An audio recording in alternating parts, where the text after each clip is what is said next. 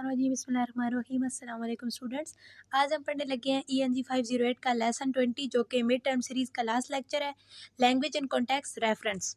सबसे पहले हम रेफरेंस का इंट्रोडक्शन देख लेते हैं। In pragmatic an act in which a speaker uses linguistic form to enable the hearer to identify something is known as reference. Pragmatics के अंदर एक ऐसा एक्ट जो कि स्पीकर यूज़ करता है जिसमें स्पीकर लिंग्विस्टिक फॉर्म यूज़ कर रहा होता है हेयरर को आइडेंटिफाई करने के लिए। उसको कुछ भी आइडेंटिफाई हो सकता है, यानी जिसके बारे में बात हो रही है, जिस कॉन्सेप्ट को, जिस बंदे के बारे में, जिस प्लेस के बारे में बात हो रही है, उसको आइडेंटिफाई करने के लिए जो उसकी हेल्प करे, तो इसको कहते हैं रेफरेंस। ये एक ब्रॉडर टर्म है और इसके अंदर एक्साफोरा, एंडाफोरा, एनाफोरा, कैटाफोरा, ग्रामेटिकल क्वेश्चन, ये सारी टर्म इसके अंदर ही आ जाती है। इनको अब इस चैप्टर में डिटेल से आगे जाके स्टडी करेंगे। The speaker uses linguistic form known as referring expression to enable the hearer to identify entity being refer to which is known as the referent. जिस चीज़ को हम रेफर कर रहे होते हैं लिंग्विस्टिक फॉर्म को यूज करते हुए, उसको कहते हैं referent. Bye means of reference a speaker indicates which things in the world including persons are being talked about। यानी इसमें रेफरेंस में फिर जिस चीज़ को हम रेफर कर रहे होते हैं वो कोई पर्सन भी हो सकता है जिसके बारे में बात हो रही है। The term reference deals with the relationship which holds between an expression and what that expression stand for on a particular occasion of its utterance. यानी कि रेफरेंस जो होता है उसमें हम रिलेशनशिप को स्टडी करते हैं, किस चीज़ के रिलेशन को, जो एक्सप्रेशन जिसकी हम बात कर रहे हैं वो एक्सप्रेशन, और जिस चीज़ को वो रेफर कर रहा है वो एक्सप्रेशन, जिस चीज़ के लिए स्टैंड फॉर पर्टिकुलर ओकेजन है, जिस चीज़ को वो रिप्रेजेंट कर रहा है। तो इन दोनों के दरमियान जो रिलेशनशिप है वो हम रेफरेंस के अंदर स्टडी करते हैं, रेफरेंस उससे डील करते हैं। जैसे यहाँ पे उन्होंने एग्जांपल दी हुई है, माय सन जो है इस सेंटेंस में वो क्या है, वो एक पर्सन को रेफर कर रहा है ना, और बीच ट्री जो है वो थिंग को रेफर कर रहा है।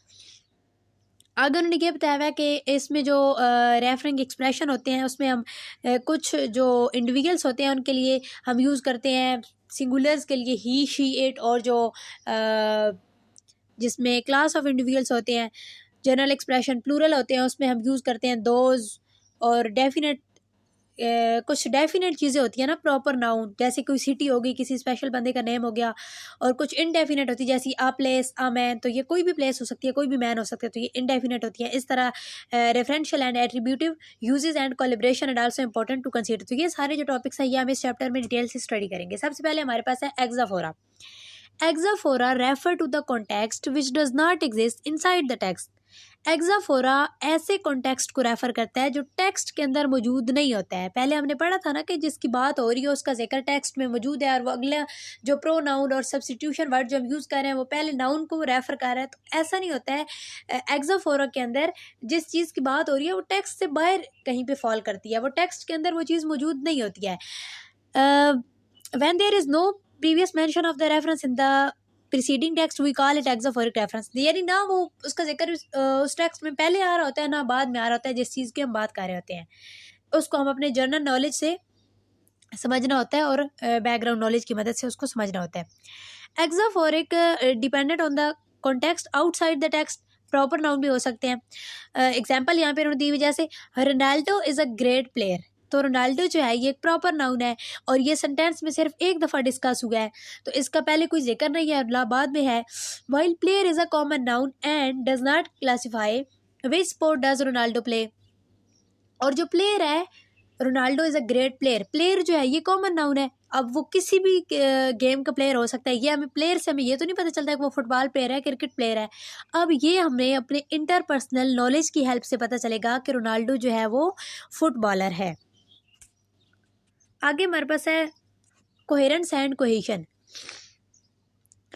Coherence and cohesion at text level can help the hearer to interpret the text looking at interpersonal, situational, cultural knowledge, etc. For example, I joined a party that was a great.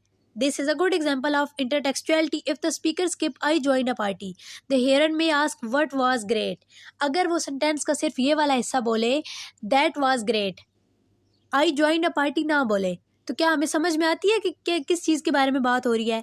तो इस तरह से जो text का आपस में relationship होता है ये कोहेरेंस है, ये कोहेशन है, जिसकी वजह से टेक्स्ट आपस में इंटर रिलेटेड है और जिसकी मदद से हमें बात का मतलब समझ में आता है।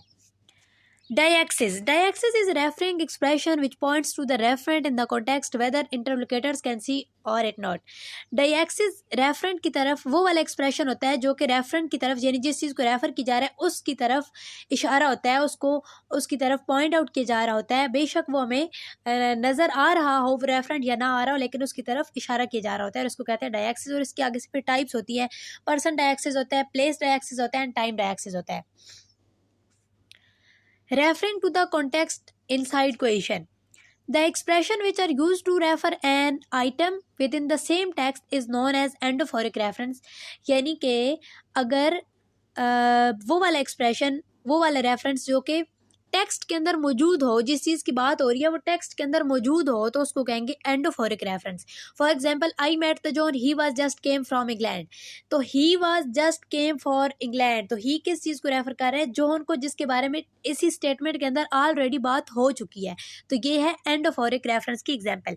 इसके बरक्स जो एक्सोफोरिक रेफरेंस होता है, अच्छा इसको ना ये वाला एमसीक्यूज में भी आ सकता है कि जो एंडोफोरिक रेफरेंस होता है इसको कोटेक्सुअल कॉन्टेक्स्ट भी कहते हैं, और इसकी भी फिर 2 टाइप्स होती हैं, एनाफोरा एंड कैटाफोरा। ठीक है, एनाफोरा एंड कैटाफोरा। तो एनाफोरा जो है, एना का मतलब होता है पहले, एनाफोरा में किसी भी टेक्स्ट में जिस चीज़ को रेफर किया जा रहा होता है उसका जिक्र पहले किया जा चुका होता है। जैसे ऊपर वाली एग्जांपल हमने देखी है कि I met the John, he was just came from England. तो ही किस चीज़ को रेफर कर रहा है? जॉन को। तो जॉन पहले इसका जिक्र आ चुका, तो ये एनाफोरा होगा। अगर हम इसको कैटाफोरा की एग्जांपल मैं आपको दूं, तो अगर हम ये कहें he was just came from England, I met the John, इसको हम इसकी जो है ना इसका सिंटैक्टिक स्ट्रक्चर उसको थोड़ा चेंज कर लें, पहले वाला हिस्सा बाद में ले आएँ, तो उसमें जो रेफरेंट है उसका जिक्र बाद में हो रहा है ना, जिसकी बात कर रहे हैं उसका नाम बाद में लिया जा रहा है, तो ये होगा कैटाफोरा। कैटा का मतलब होता है बाद, तो बाद में उस चीज़ का जिक्र है जिसके बारे में बात हो रही है, जिसको रेफर किया जा रहा है। Cataphora expressions link forward to the referent in the text that follows that type is opposite to the anaphora, यानी एनाफोरा की ये ऑपोजिट है कैटाफोरा। आगे हमारे पास है grammatical question. When a referring expression links with another referring expression within the core text, we say that it is cohesive with the previous mention of the referent in the text, is known as a grammatical question। इसके example हम ऊपर जो है ना वो party वाली example में भी पढ़ चुके हैं कि जो सेंटेंसेस होते हैं उनके आपस में लिंक्ड होते हैं, वो एक सेंटेंस का पार्ट उठा के अगर अलग कर दी जाए तो दूसरी बात समझ में नहीं आती है, और वो अगर उन दोनों को मिक्स कर दी जाए तो तब हमें एक कॉन्टेक्स्ट समझ आ रहा होता है ये किस चीज़ की बात हो रही है। तो इस तरह जो टेक्स्ट के लैंग्वेज के पैटर्न का आपस में रिलेशनशिप होता है वो आपस में कंबाइन होते हैं, वो क्वेश्चन की वजह से होते हैं।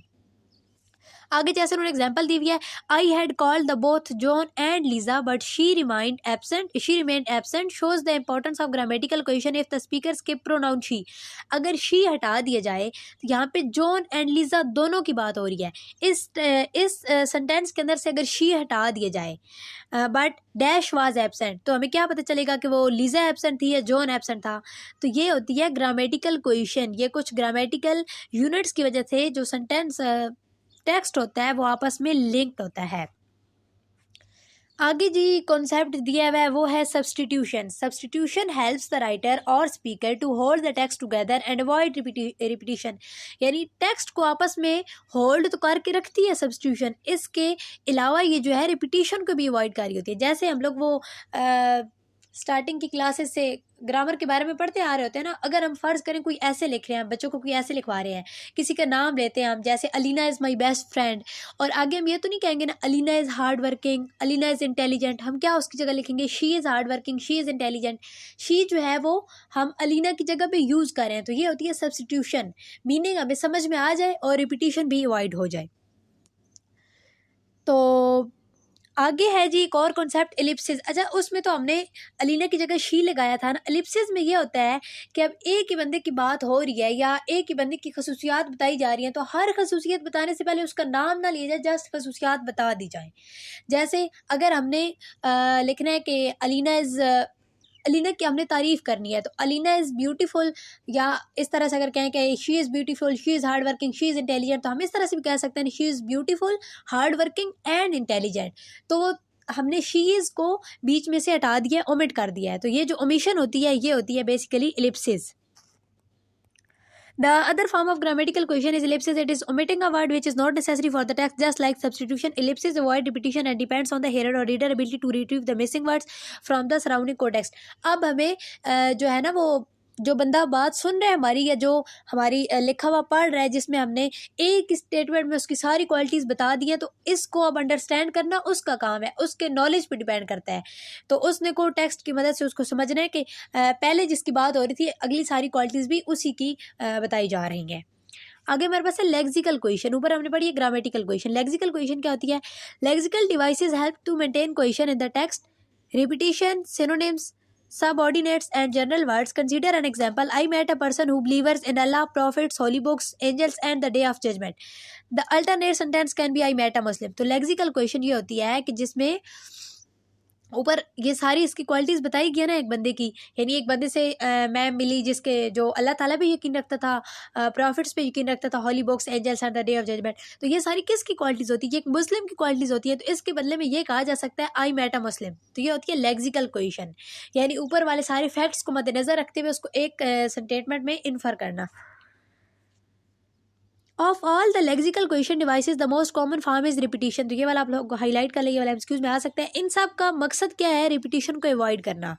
रिपीटेड वर्ड्स और word phrases threading through the text, substitution and ellipsis avoid repetition. Lexical repetition exploits it for syntactic effect. Synonym instead of repeating the same exact word, speaker और writer can be other words that mean the same और almost the same. Subordinate is an umbrella term. अच्छा, synonyms वो होता है ना कि हम किसी भी वर्ड की जगह कोई और वर्ड यूज़ कर रहे होते हैं, मीनिंग उसका सेम होता है, बस रिपीटिशन अवॉइड करने के लिए उस जैसा कोई वर्ड यूज़ कर रहे होते हैं हम, ये तो हम सबको पता ही है। सबऑर्डिनेट एक अम्ब्रेला टर्म है और ये सारी जो टर्म्स है ना ये इसके अंदर आ जाती है।